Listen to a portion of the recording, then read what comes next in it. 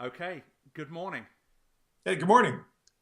So, tell me what's going on. What's happening? Tell me a bit about your company and let's get going. I know you've got a hard deadline in about 45 minutes, so we'll crack on. Yeah, sure. Amp Your Good is a crowd feeding company. Uh, Sorry, you ran through that really quickly. AMP. Amp Your Good. Our company's name is Amp Your Good. Okay, so AMPYOURGOOD. Yes, that's right. That's right. Okay, So our website is ampyourgood.com, perfect. and we're a crowd feeding company. And that means that we're in the business of getting healthy food to people who are struggling with food insecurity. Okay, so crowd feeding, not Yeah, crowd. crowd feeding. Crap. Okay, cool. Is this something that you guys kind of coined, or is there a movement there around crowd feeding that you're a part of? How did that come about? We coined the term really to provide a reference to people who are familiar with crowdfunding, Hmm. because what we do is we host a very particular kind of campaign, food drive campaigns. And we make it very easy for all the different kinds of groups that run food drive campaigns. And so we're talking about companies, faith-based organizations, schools. In the United States, there are literally millions and millions of these food drives that are organized by these groups. And we make them really easy to run. And we fix one of the big problems with those kinds of drives. For those who've participated in a food drive before, we all know that what you donate to those drives are canned goods.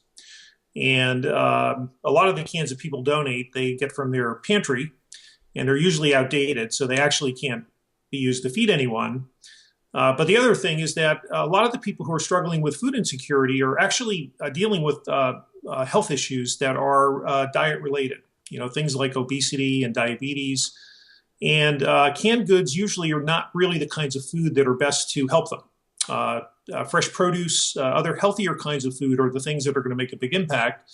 And so organizations use our platform to run an online food drive where they can donate healthier food and have a bigger impact. Okay, so you guys coined the term crowd feeding, and I'm going to dip into this briefly. There's an industry, or there's a kind of community across the US of organized businesses that are just focused on matching together people who want to donate food and people who need the food.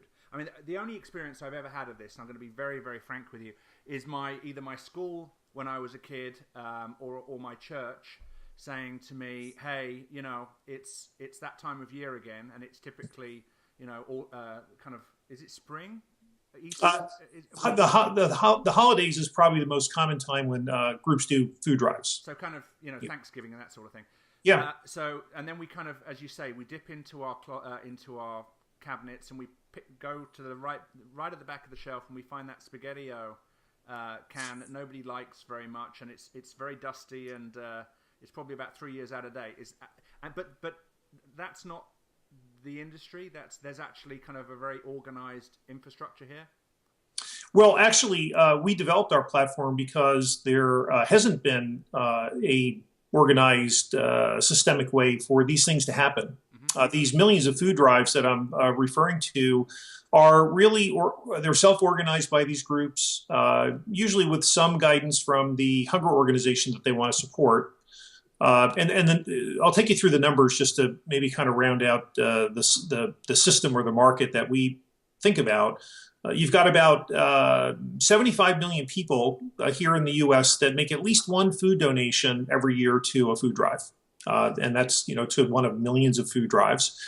Those food drives are all supporting about 90,000 hunger organizations. All the soup kitchens and food pantries and food banks that are spread around the country. So 90,000 organizations focused on feeding the hungry in one of the wealthiest countries in the world. Yeah, and it's a shame, but there are between 45 and 50 million people. That's roughly 1 in 6, 1 in 7ish, 1 in 4 children are reliant in part sometimes in full, on these hunger organizations to get the food that they need to eat. I didn't realize it was that pervasive. Yeah, it's a huge social issue, and there's a lot of people working on it. Our basic thought was that um, it's great news that there's so many people who are connected to supporting the cause. These 75 million people that make food donations, and it's fantastic that you've got millions of groups that sponsor food drives. So that's a really a significant number of people and organizations that want to help. And unfortunately, the traditional food drive model that everybody uses, where somebody puts a collection box out and they ask people to bring canned goods to it, um, isn't really a very efficient or very effective way to maximize the good intentions that all these people have, because there's a really a big mismatch between what people donate and the kind of food that's really going to have an impact on these people who are struggling with hunger. But does that food get there? I mean, I know that with some of these sort of charity supply chains, a certain percentage is wasted, a certain percentage is lost or stolen, or I don't know, whatever. Is your premise that it's just the wrong kind of food, or is it not an efficient system, so not everything's getting to the people that need to get it, or is it all the above? I think it's probably some mix, but we're focused on the part of the system that connects the people who are wanting to help, the donors, and getting food to the places where it gets distributed. So getting it to that food pantry. And once the food is at a food pantry, we presume, and I think it's very fair to say, that the food pantry is going to do its job and distribute that food to people who are really in need. So those people. So the traditional way, when you have a box filled with cans, and you go and take it to a food bank or whatever, how is that different? So the way our system works is similar to a crowdfunding site. When a group wants to use our platform, we set up a web page for them that has information about the food drive campaign that they're running. And when they reach out to their community, let's say it's a company, instead of asking employees or business-to-business relationships or customers to bring food into the office where there's a collection box, they instead give them the address of the web page on our platform, and people go to that page, and if they're inclined to donate, they hit a donate button, and what appears for them then are food items that they can purchase from us that we will deliver for them to that food pantry that's supposed to get the food. And the food items that appear are based on data that we collect from that food pantry in terms of the kinds of things that they're looking for. Oh, okay. So it operates essentially like a wedding registry. But importantly, we're not limited to non-perishable food because we're not dealing with a collection box that's situated someplace. Traditional drives are limited to non-perishable food because that food that you put in that collection box is going to sit there for a while before it gets to a food pantry. In our case, when a drive is over, we take all the food that people have purchased from us, and we coordinate with one of our wholesale suppliers who delivers that food as a bulk delivery to that food pantry.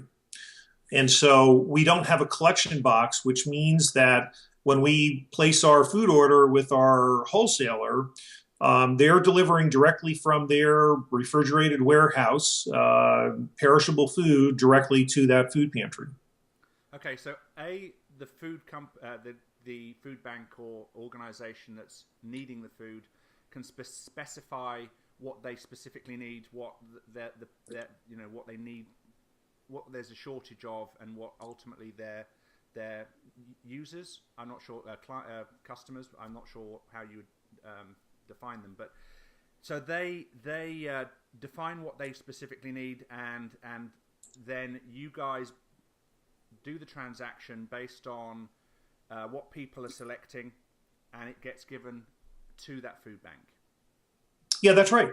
That's right. We're taking, instead of putting donors in the position of sort of guessing what they think might help, we reverse engineer the information flow, and we collect that from the food pantry organization, And so when somebody goes to donate, they've got choices they can make. There'll be a number of different items they can pick from, so they feel like they have choice. But we're putting them in a lane that no matter what choice they make, they're making a good choice. They're going to be donating something that that organization is saying that they really need. Okay, and so that means ultimately that the right things are getting to the right people. It's not that they're getting a big box of dusty cans and a certain percentage of those cans will get thrown away because they're, in excess of, expired, etc., etc.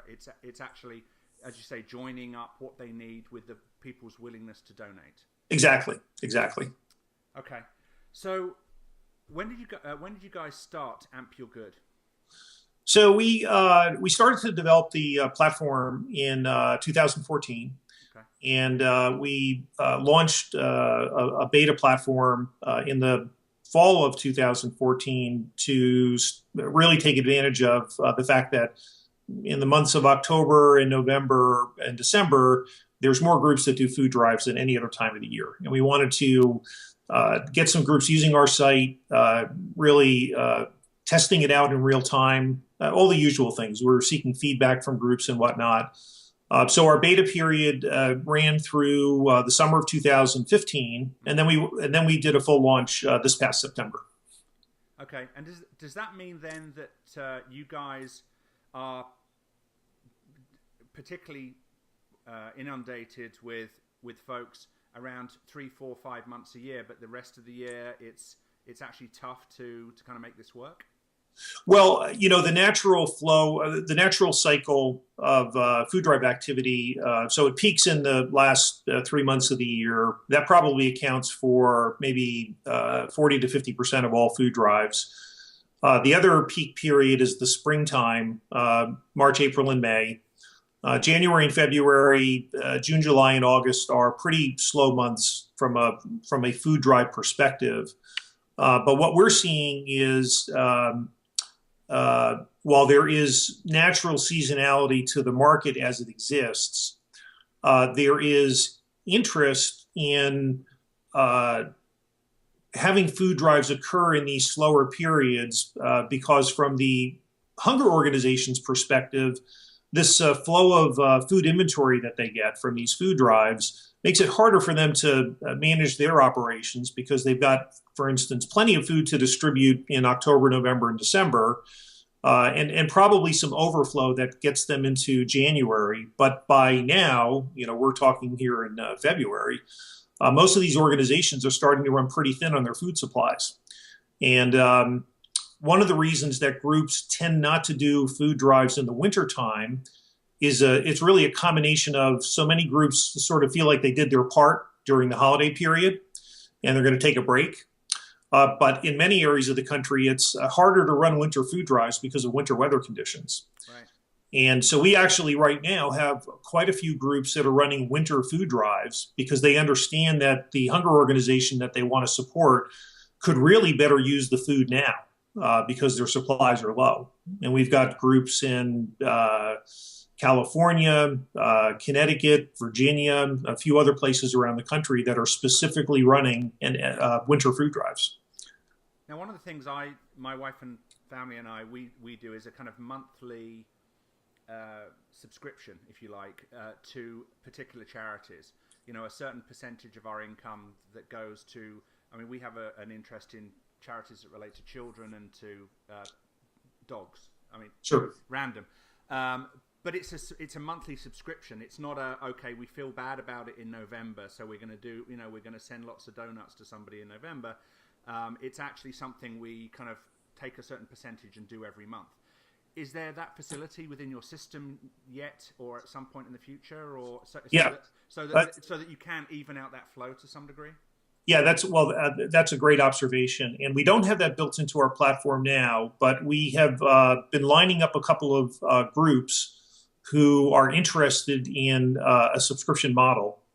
In fact, there's a lot of groups that actually donate food essentially on a physical subscription basis because whether it's your church or maybe your company, it might be the fourth Sunday of the month, you bring some food to when you go to church, or the fourth Friday of the month, that's when you bring some food into the company food drive. So that kind of repetitive monthly recurring activity occurs already with some groups. And we're going to be adding a subscription model into the platform probably within the next quarter, having already had a couple of groups ready to promote that within their community once we do. Okay. So you also mentioned in the beginning that you guys purchase, you kind of take the bundled transactions or donations that people are making, and then you purchase it from a wholesaler who then takes that product fresh and delivers it directly to the food bank. That's correct. Is this a charity, or is this a for-profit organization, i.e. Amp Your Good? Yeah, so we're organized as a for-profit company. Okay. And our model is very simple. When people are buying food on our site, they're paying a retail price for it. And as you just noted, we're sourcing it from wholesalers. So we're sourcing it at a wholesale price, and we have a retail wholesale model. That's the only way that we monetize what we're doing. And I say that because when groups are using our site to run their food drives, there's no charge for that. We don't tack on any kind of delivery fee. So when somebody's buying food on our site, they're doing it through a standard e-commerce checkout process. Right. They don't get to the final checkout point and find out that there's a $5 delivery charge. So for the same price that they would pay if they went to the supermarket to buy some food and then take it to a collection box or over to a food pantry, for that same price, we're going to deliver the food for them. We're going to ensure that it matches what that hunger organization needs. And we're going to do something that they just literally can't do in connection with the traditional food drive, which is they can donate fresh fruits and vegetables, which traditional drives can't provide a vehicle for. So Amp Your Good doesn't charge the food banks for anything? That's right. Okay. It doesn't charge the person who's donating any form of service charge, any forms of fees or whatever. What it does do is, because of bulk purchasing from wholesalers, it's able to get a somewhat lesser price than you would pay if you went directly to a supermarket, and you guys are taking a little piece of that. That's exactly right. Okay. And obviously, if I'm a consumer, I don't have to go spend my afternoon walking up and down a supermarket aisle, putting things in boxes, and then driving my my hybrid Prius. Not that I drive a hybrid Prius, but if I'm talking about your ideal consumer. Sure. Their hybrid Prius to the 5, 10, 15 miles away to the local food bank. Yeah, that's right. And you're touching on something that is integral to what we've developed, which is convenience. From a donor's standpoint, we make it extraordinarily convenient to participate in the food drive because you don't have to go to the store, or you don't have to pull something from your pantry and drive over to a collection point. Mm-hmm. In fact, what's been interesting, based on the activity we've had on the site so far, is that the average food donation is somebody buying over $50 worth of food to donate to the food drive that they're participating in. And we like to say that that's probably somewhere in the maybe 3 to 4 bags of groceries worth of food. Of course, that depends on what actually goes in the bag. But I think most people will understand anecdotally when they think about, well, what's the typical amount of food that somebody brings to a food drive? My wife and I have 4 kids, and we've been involved in many, many school food drives. And our practice with those drives is that the kids, they have their backpacks, and the books go in first, and lunch goes in next, and then we put a couple of cans in at the top of the backpack that they bring in for the school food drive. If we're bringing something to the church drive, maybe we'll bring a bag of groceries. But I've never had anybody tell me yet, as I talk about this part of what we do, tell me that they've seen somebody walking to the office, walking to the school with 3 or 4 bags of groceries under their arms. And so it turns out that for traditional food drives, what people donate tends to be limited by convenience. What can I reasonably carry into the office or to church or to school? But what our system does, it eliminates the carrying part because we effectively do that for someone, and it only limits them by their financial capacity and intention to help. So we see people who are donating a lot more than they would typically donate to a regular food drive. Okay, so tell me about some of the successes. Tell me, what impact you guys have been having since. I don't know what was your launch date? Yeah, so we launched in September, and the metrics that we think are worth sharing is that through our system, groups have raised over 25 tons of food. 100% of it matched up with what the hunger organizations are looking for. Our footprint of where we're active has expanded from the greater New York City area, which is where we're based. And we've got between drives that are happening right now and drives that have happened since we launched, we're active coast to coast. We're as far south as Florida, as far southwest as Arizona. We're actually in discussions now with a large group in Canada that would like to bring our platform into Canada later on this spring. So we've been expanding in terms of our geographical reach pretty quickly. So I went to your website and I think I saw 3 campaigns. Are there more than that? And they're just the featured ones, or? Yeah, those we carry typically 3 featured campaigns on the homepage, and there are more drives, of course, than what the featured ones are. Okay, where do I see them on the website? Because I did try and kind of scout around, and I think I didn't get it. So if other people are looking, where do they go and find the campaigns that you guys have? Well, right now, we don't have a general search feature built into the site. The primary way that drives get support is from the community that the drive is connected to. So, for instance, okay, a school does a drive, and they're sending people directly to that school. A personalized link? Yes, they yes. have their own kind of specific link, and then they go send that to their community and say, hey, guys, support this. That's right. So I can't, I mean, I probably can, but I was going to say I can't, if I feel passionately about this subject, just kind of click on any campaign that's relevant to me and just sort of donate something, or can I? Well, you won't be able to easily find it right now. A search feature to search through our entire inventory of drives is something we'll be adding into the platform, again, probably within the next quarter. Okay, so you started in September and you've already delivered 25 tons of food, 100% match of what food banks wanted and got.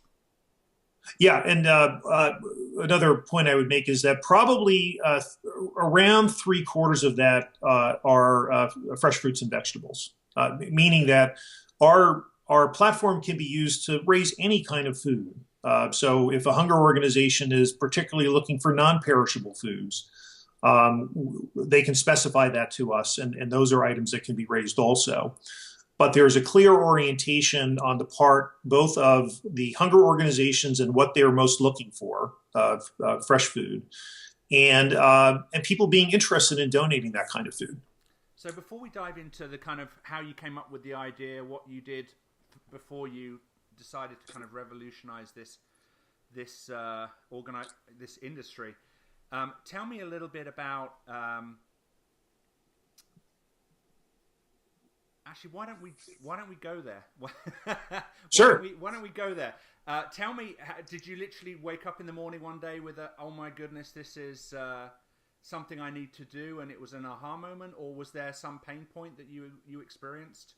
I mean, well, yeah, I don't think there was a single eureka moment. I mean, the backstory is that I grew up in a rural part of New Jersey. And my parents owned and operated a small restaurant business. They had 6 kids. We all worked there growing up. And because it was a rural area, our family restaurant business kind of doubled as occasional informal soup kitchen for the community. So my parents were fairly often making meals for local people who were struggling for one reason or another. elderly shut-ins, a family dealing with some kind of crisis. And so growing up, I got in the habit of helping my parents make these meals and take them to people. And one of the lessons I drew from that was that if you're really serious about helping somebody that has food as a need, it's really important to actually bring them quality food. My parents' attitude was not to take the leftovers or if we had leftovers, then go help somebody. It was, if we're going to help them, they're going to eat the same food that we're going to eat, and we're going to get it to them, and hopefully that will help them. And that was a lesson that always kind of stuck with me along the way. A couple of years ago, really started thinking about hunger as a issue in this country, and I think most people are aware at some level that it's a major social issue. But tell me, it's not something that occurs to me on a regular basis. So where is this coming from? You say it's you started thinking about it. What made you? Well, I think that in my career I've always had some connection to service and causes of particular kinds. The more current trigger probably came through my kids. I got pretty frustrated that, so I mentioned we have 4 kids, and they've all been through middle school at this point. Middle school is where you take your first health class, which most people remember as sex ed. And, I remember that when I was a kid, and I remember that's not something I would talk to my parents about, of course, and my kids would not be interested in talking to my wife and I about sex ed. But health class also has a nutrition component, and that's something that, you can talk to your parents about. So our kids would talk about that at the dinner table. And basically what they learned in health class, or the nutrition part, was here's the list of food that we should eat more of, and here's a list of food that we should eat less of or not at all. And, it's great as a parent to hear your kids, sort of conscious about that, at least for a little while. And invariably, within a month or 2 or 3 months of that class and that discussion, the school would have its annual food drive. And the kids would bring home a list of the food that they should bring in for the food drive. And it was a pretty close match to the list of food that we should all eat less of or not at all, which as a parent was very frustrating that the kids were getting these, conflicting messages. Yeah. And that's probably as much as anything else that got me thinking about food drives. So what kind of things were on those lists? Those things that you shouldn't, that they were actually asking for, that on the one hand they're saying don't eat, and on the other they're saying please send us. Yeah. So, the things that, that you should eat more of, fruits and vegetables, the things that you should eat less of, things with a lot of sugar in them, things with a lot of sodium in them. So kind of packeted mac and cheese, fruit and vegetables in a can with lots of syrup and sugar and all that sort of thing. Exactly. And so those were the kinds of things that, were being asked of our kids to bring in. Sometimes there was candy on the list. And we actually, as from AMP's perspective, we have photographs that we've taken of food drive boxes, collection boxes, within the past 12 to 18 months, and we've got pictures of Twinkies and Twizzlers and Milano cookies and Pop-Tarts and actual quarts of soda sitting in these collection boxes. And, whatever people were thinking, I don't think anybody puts food like that in a collection box thinking to themselves, well, I hope this makes somebody's diabetes worse, or I hope this makes somebody fatter. Everybody puts something in a box with an intention to help. But it's probably what they're consuming. Well, you're right. That's a great point. Or a lot of times it's what's on sale. You go to a supermarket and you have $10 or $20 that you might allocate to spend to help people who are struggling with hunger. And your question simply may be, how much food can I buy with my $10? And so let me buy something that's on sale, 50% off, or 3 for the price of 2. And a lot of times the items that are on sale are really the junkiest kinds of food. So that's another contributing factor to that. So you were frustrated. Your kids were getting mixed messages from the school, probably unintentional. Actually, I think they were probably doing it because they were picking foods that they believed had more longevity to them. In other words, packeted and canned goods, because they see the supply chain of that sort of thing as either slow or broken, and therefore you can't send, can you, fresh stuff, because it could take 3 weeks or whatever the time frame might be to get to whoever needs it.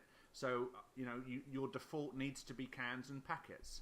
Yeah, well, and you're right. Literally not possible, in a regular food drive to donate fresh produce. But what I would say is that, and I've noticed a big change in the last couple of years. So the lists today, coming from hunger organizations, for instance, when they specify canned goods, they will specifically say low sodium beans or low sodium soup.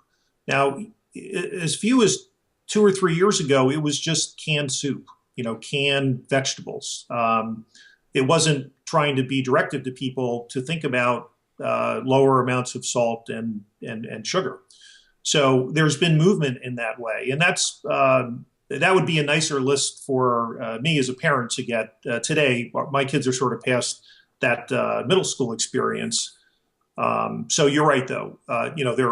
They were dealing with limitations that were just real world in terms of what they were expressing for kids to bring in. So when did you start the idea? When did you have the idea initially?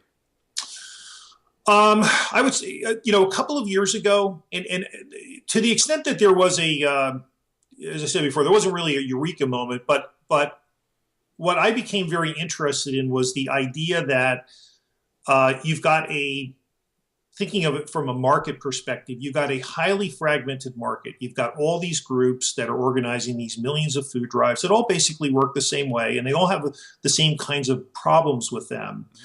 And I thought that there was an opportunity to really disrupt that market by developing what we have developed, this crowd feeding platform, where we're looking at it saying, we believe that it's a multi-billion-dollar market, that people are donating billions of dollars worth of food through all these food drives. A very high percentage of it is just the wrong stuff, either because it's garbage or it's unhealthy canned goods. And so we had an opportunity to fix a very clear problem, do it at scale, and take this multi-billion-dollar market, which represents a lot of people trying to help, and change it in a way so that everybody's intention to help actually counts, and do it in a way that really combine two things. A sound business model, so you have the ability to sustain it, and at the same time to deliver significant social good. And that combination of creating a model that, as a for-profit business, had a path to be sustainable and self-funding at some point, combined with its ability to deliver significant social good, was the combination of sort of big ideas that really made me decide, this is something that I really want to do, something that I really want to pursue. So what did you do? How did you take that decision and move it to what is now a platform, a website, a system with distributors and that sort of thing? How does one take that first couple of steps? Well, I think that start talking to a lot of people that are connected to that market somehow. I had a lot of practical food drive experience in my life, and fortunately. Martin Scheidel, who's our chief technology officer, is somebody that I've known for a while, and was one of a couple different people I started talking to from a IT standpoint, and did what I think is sort of the usual path. A lot of discussion, starting to figure out who are the right people we need on the team to get this thing going. And we took an MVP approach to building the platform, so we could, get it up pretty quickly, start to get feedback from the market, and I was interacting with the market right away. Of course, I'm talking to hunger organizations and groups that do food drives and saying, what do you think about this idea? And what did they think? Did anyone tell you you were insane and you shouldn't bother, or it can't work, or were everyone pretty much positive? Well, I would say the most common answer was, "Wow, I wish I had thought of that." And, it just makes, I don't think that too many people. Food drives is the kind of thing that so many people have this basic idea of what it represents, and whether they donated when they were in school or if they have kids and maybe that's the path that they donated or their church. It's something that has been done the same way, since the wheel was invented, and so I didn't really come across too many people. Actually, I can't say I really came across anybody who got outside the box of that traditional model and started thinking about, well, if you had a blank slate and you had to devise how this should work today, how would you do it? And that's really what my approach was. And in testing out the ideas, really just got a lot of positive feedback. And that, of course, prompted, a desire to continue with this thing. And we built the MVP platform, tested it out, got a lot of positive feedback, and, just kept iterating in little pieces until we did our launch last September. And what do you need more of? If somebody wants to in some way be involved, whether it's, putting together a food, and I should ask, how tough is it to put together a campaign if you want to galvanize your own church, your own school, your own community, and actually put a campaign together on Amp Your Good? Yeah, so it's, in terms of our platform, it's very simple. We set everything up for a group, so it's not a self-serve model. We collect some information from whoever is going to be running the drive on behalf of the group. We set up the web page. We're in touch with the hunger organization to set up the products that will be available, and that's from a group that wants to use our platform. That's, other than supplying us with some information, we take care of setting everything up. They review it, ultimately approve it, and then we're ready to go live whenever they are. The work for somebody who, some group that wants to do a drive, their job really is to promote the drive within their community and to get their community to engage with it. And so I would say that, probably 2/3 of the groups that use our platform or who have used our platform to date are groups that have some type of history of running traditional food drives, and now they're using our system instead. The other third are groups that have never run food drives before, but in part because we make it so easy to run a food drive, it's something they consider doing. And the groups that we see who effectively promote the drive to their community are usually very successful. Mm-hmm. And groups that don't do a good job at promoting, get results that are probably less than what they were shooting for. Now, I looked at looking at your website. It has a time frame. In other words, you need to do this raise £400 of produce within a certain period of time. Yeah. Like the kind of other crowd funding versus crowd feeding sites, if people don't achieve those numbers, does that mean that the donations don't occur? We have no tipping points. So whatever food is raised, we wind up delivering. Unlike crowdfunding campaigns, which are designed to hit trigger points to accomplish a certain thing, we're funding this thing. From our perspective, every time somebody makes a food donation, that's a good thing. And so, we've had groups that have raised only, 10% of what they were hoping to. Now, we'll deliver that just as if they had raised the whole thing. Happily, we have many groups that raise a lot more than what they intended, and that all balances itself out. And do you give these guys some tools or kind of email templates or whatever it might be so that they can take that individualized link and get it out to their community easily, quickly, efficiently? Yeah, we do. We have a set of basic tools that groups can use, and those are tools that we've been adding to along the way as we learn more about the things that'll be most effective to help them. Okay, so tell me one more time how people can get a hold of you. And one more thing, in terms of setting up a campaign, if I wanted to do that, would that take... it sounds like it's not something I can go and do using the system myself. I actually need to communicate with you and kind of set it up. Is that a a 30-minute thing, or is that a 3-hour thing, or a 2-day process? I'm just sort of framing it so that people can kind of figure out what they're biting into when they start. Yeah, so and that's a great question. So once we have the basic information that we need, which is typically just a quick description of the drive itself, why we're doing the drive, who we're supporting, the start date and the end date, some visuals, a logo, maybe a picture of the group. Once we have that information, we typically set things up. When pressed, we can set it up within an hour for review, and then there might be a little back and forth.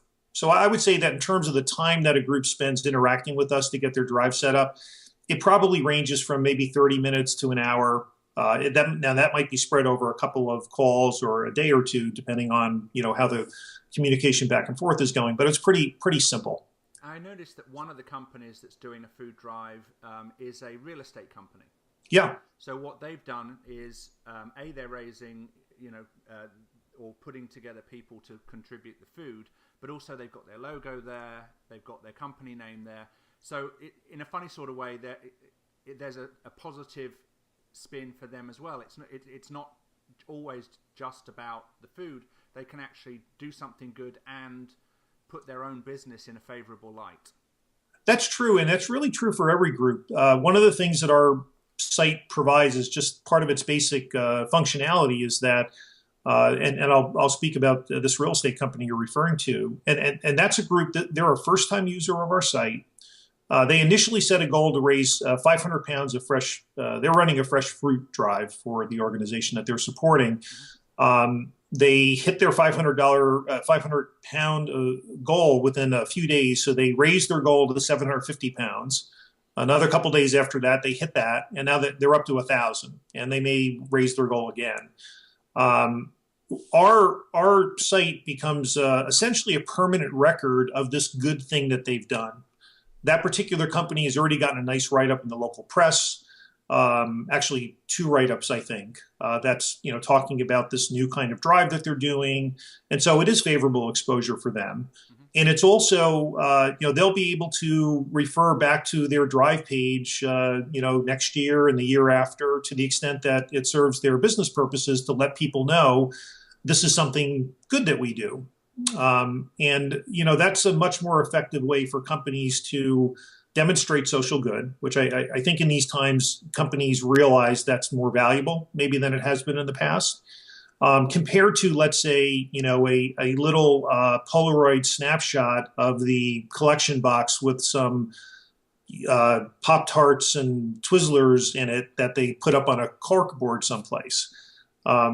So we offer really a better way for them to display their social good chops. And they can choose who they donate to. Can they bring a new charitable organization or food distribution organization to the table if there's a local company they want to support? Yeah, they can. They get to pick whoever they want. It can be an organization that's local to where they are. It can be they can support an organization on the other side of the country. Right.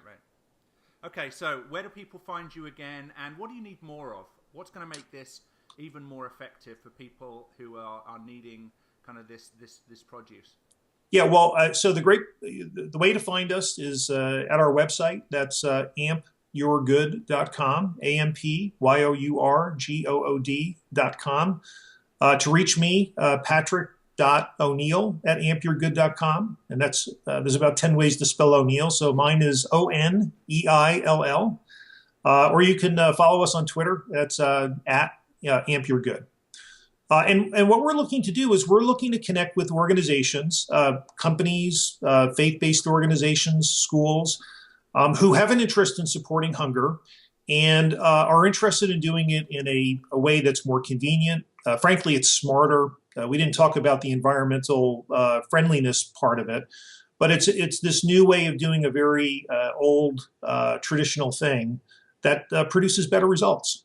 Perfect. Patrick, we should do this again when there's not a hard stop, and also when you guys have been running for another 6 months and your 25 tons has turned into 2,000 tons or whatever it might be. Well, I'd sure love to come back and talk about that. Perfect. Okay, thank you so much. Have a great day. Thanks, you too. Bye-bye now.